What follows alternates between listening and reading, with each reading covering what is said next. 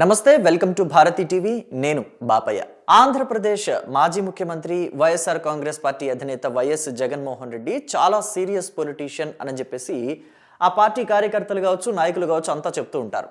అందుకు ఉదాహరణగా ఏం చెప్తారంటే, గతంలో ఢిల్లీ ప్రభుత్వాన్ని గడగడలాడించాడు, సోనియా గాంధీని ఎదిరించాడు, వీరుడు సూర్యుడు అని చెప్తారు. కానీ ఇప్పుడు కూటమిలోని నేతలు కావచ్చు, కార్యకర్తలు కావచ్చు, జగన్మోహన్ రెడ్డి మంచి కామెడీ టైమింగ్ ఉన్న ఆర్టిస్టు. ఆయన జోకులు బాగా వేస్తారు. కాకపోతే ఆ జోకులు వింటే మనమే కితకితలు పెట్టుకొని నవ్వుకోవాలి అని చెప్పేసి అంటారు. ఎలా అంటారయ్యా అలాగా అని చెప్పేసి ప్రశ్నిస్తే వాళ్ళు ఏమంటున్నారంటే, నిన్న ప్రెస్ మీట్ చూడండి, నిన్న ప్రెస్ మీట్లో జగన్ వేసిన జోకులు చూస్తే మీకు కూడా అలాగే అనిపిస్తుంది అని చెప్పేసి, మీరు కూడా కితకితలు పెట్టుకొని మీకు మీరే నవ్వుకోవాలి అని చెప్పేసి వాళ్ళు అంటున్నారు. సో నిజంగా వాళ్ళు చెప్పింది నిజమా కాదా అని చెప్పేసి మనం కూడా ఒకసారి చెక్ చేసుకుందాం.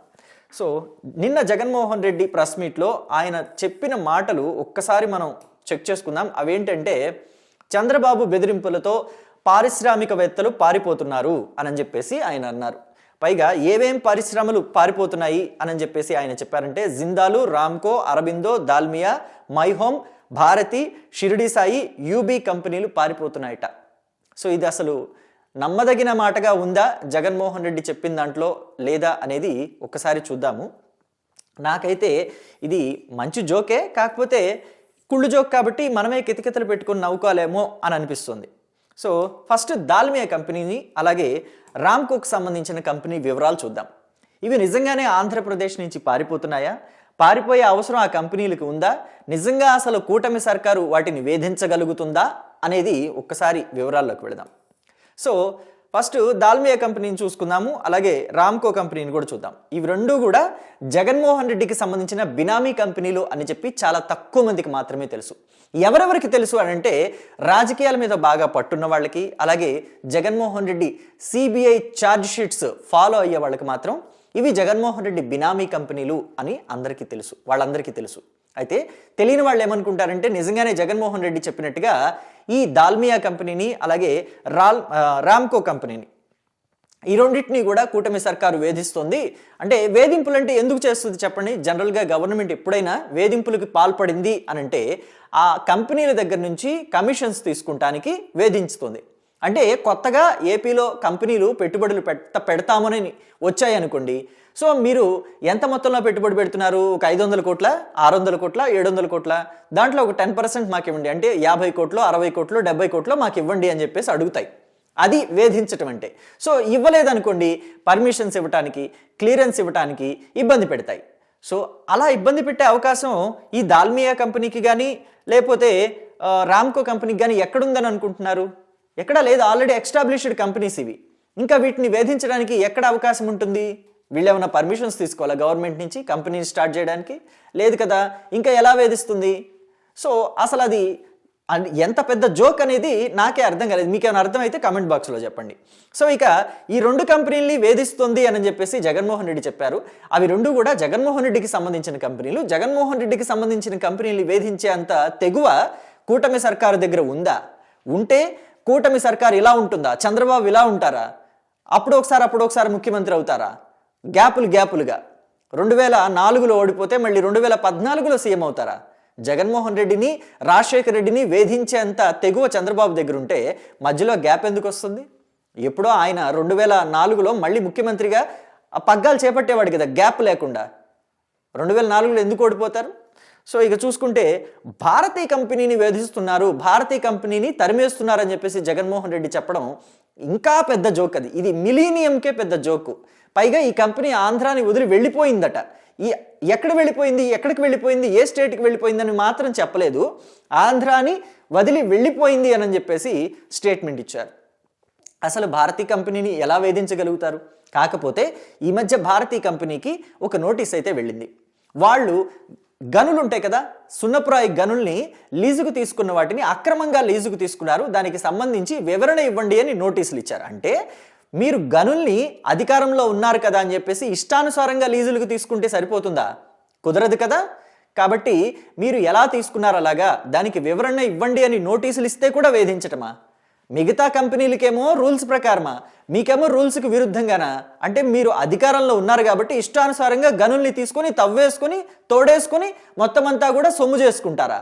అలా ఎలా చేసుకుంటారు అని అడిగితే తప్ప. దాన్ని వేధించడం అంటారా? రూల్స్ ప్రకారం గనులు తీసుకోండి అని చెప్పడం తప్ప? కూటమి సర్కారు అది తప్పు చేసినట్టు అవుతుందా, వేధించినట్టు అవుతుందా? సో ఇందుకు కూడా నాకు కితకితలు పెట్టుకుని నవ్వాలి అని అనిపించింది. మీకు అనిపించిందా లేదా కామెంట్ బాక్స్లో చెప్పండి. ఇక ఆ తర్వాత చూస్తే మై హోమ్ గ్రూప్ కూడా ఆంధ్రప్రదేశ్ని విడిచిపెట్టి వెళ్ళిపోతుందిట.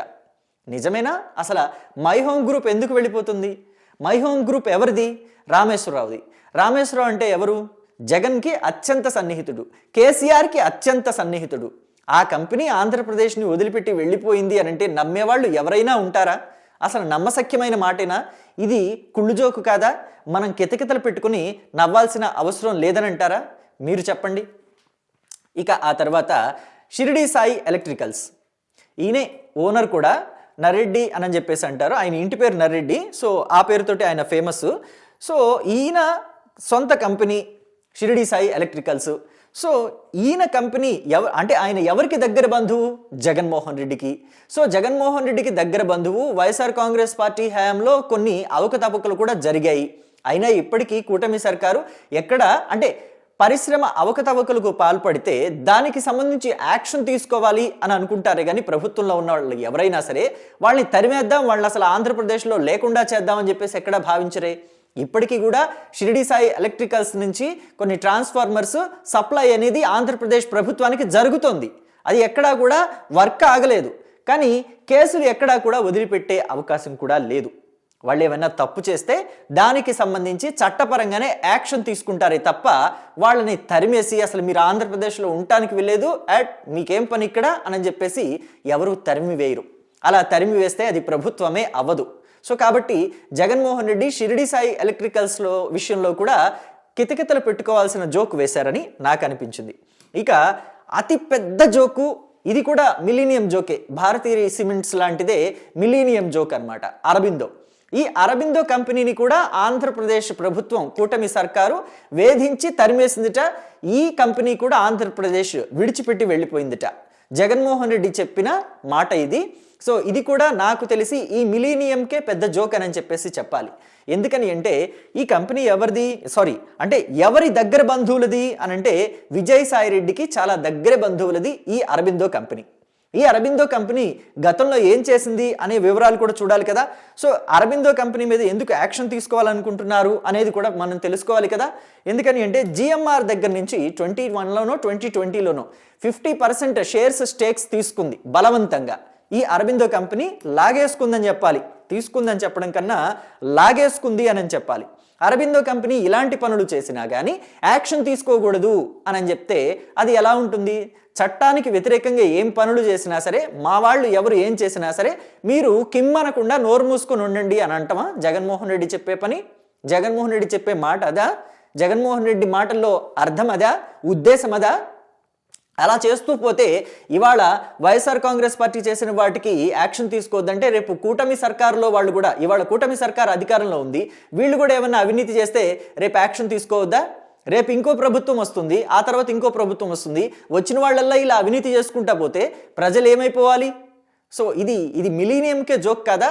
సో ఇదొక్కటి మాత్రమే కాదు, కాకినాడ యాంకరేజ్ పోర్ట్ ఉంది కదా, సో దానికి సంబంధించి కూడా వాళ్ళు ఆ కంపెనీ అంటే కాకినాడ యాంకరేజ్ పోర్టుకు సంబంధించింది, ఇదిగోండి కాకినాడ యాంకరేజ్ పోర్ట్ ఇది, దీనికి సంబంధించిన షేర్స్ని కూడా లాక్కోవాలని చూశారు బలవంతంగా. అయితే ఆ అదృష్టం ఏంటంటే ఆ కాకినాడ యాంకరేజ్ పోర్ట్కి సంబంధించి షేర్స్ ఎవరైతే షేర్ హోల్డర్ ఉన్నారో ఆయనకి అదృష్టం అని చెప్పాలి. ఎందుకంటే 2024 ఎన్నికల్లో కూటమి సర్కారు అధికారంలోకి వచ్చింది కాబట్టి ఆయన కూటమి సర్కారుని ఆశ్రయించారు. ఆ షేర్స్ మళ్ళీ తిరిగి కాకినాడ యాంకరేజ్ పోర్ట్కే ఇప్పించేశారన్నమాట, అంటే ఆ సొంత వ్యక్తికే ఇప్పించేశారు. సో ఇదంతా కూడా చూస్తుంటే మరి వాళ్ళ హక్కుల్ని కాపాడడానికి కూటమి సర్కారు ప్రయత్నం చేసింది, కాపాడింది. దానికి కూడా తప్పు, దానికి కూడా వేధించారు అని అంటే ఎలాగా? దాన్ని కూడా వేధింపులు అంటారా? వేధింపులు అంటే ఏంటో నేను మీకు ఇందాక చెప్పాను, ఇంకొకసారి గుర్తు చేస్తాను. వేధింపులు అంటే ఎలా ఉంటుందంటే 2019 నుంచి 2024 మధ్య మీరు చూసే ఉంటారు, కియా కంపెనీకి వెళ్ళి వైఎస్ఆర్ కాంగ్రెస్ పార్టీ ఎంపీ గోరంట్ల మాధవ్ ఆ కంపెనీ యాజమాన్యం మీద ఎలా విరుచుకుపడ్డారు, ఎలా బెదిరింపులకు పాల్పడ్డారు అని. అంతేకాదు లూలు మాల్ని ఎలా తరిమేశారు. లూలు మాల్ అనే కంపెనీ అసలు ఆంధ్రప్రదేశ్లో విశాఖపట్నంలో ఎంతటి భారీ స్థాయిలో పెట్టుబడి పెట్టడానికి వచ్చింది అనేది మనం చూసాం 2019 ముందు. 2019 ఎన్నికల్లో వైఎస్ఆర్ కాంగ్రెస్ పార్టీ గెలిచాక ఆ కంపెనీని వైఎస్ఆర్ కాంగ్రెస్ పార్టీ తరిమేసింది, వెళ్ళిపోయింది, ఆ కంపెనీ పారిపోయింది. అది మాత్రమే కాదు, ఫ్రాంక్లిన్ టెంపుల్టన్ అని చెప్పేసి ఇంకొక కంపెనీని కూడా తరిమేసింది. ఇలాంటి సాఫ్ట్వేర్ కంపెనీని అంటే ఈ ఫ్రాంక్లిన్ టెంపుల్టన్ అనేది కాకుండా ఇంకా కొన్ని సాఫ్ట్వేర్ కంపెనీలు కూడా తరిమేసింది. పెట్టుబడులు పెడతామని చెప్పి వచ్చిన వాళ్ళకి స్థలాలను కూడా కేటాయించింది అప్పట్లో తెలుగుదేశం పార్టీ ప్రభుత్వం. కానీ 2014 నుంచి 2019 మధ్య జరిగిన ఒప్పందాలకు సంబంధించి సాఫ్ట్వేర్ కంపెనీలు కూడా వేధించి వాళ్ళు పెట్టుబడులు పెట్టకుండా చేసి తరిమివేసింది వైసీపీ సర్కార్ 2019 తర్వాత. సో ఇది వేధించడం, తరిమివేయడం అంటే ఇది కాదు, కూటమి సర్కారు చేస్తోంది కాదు. సో నేను అందుకే ఆ టైటిల్ కూడా అలాగ పెట్టానన్నమాట. పరిశ్రమలని కూటమి సర్కారు తరిమేస్తుందా, జగన్ జోకులు కితకితలు పెట్టుకోవడానికి రెడీగా ఉండండి అని చెప్పేసి. సో దీని మీద మీ అభిప్రాయాన్ని కమెంట్ బాక్స్లో తెలియచేయండి. Thank you.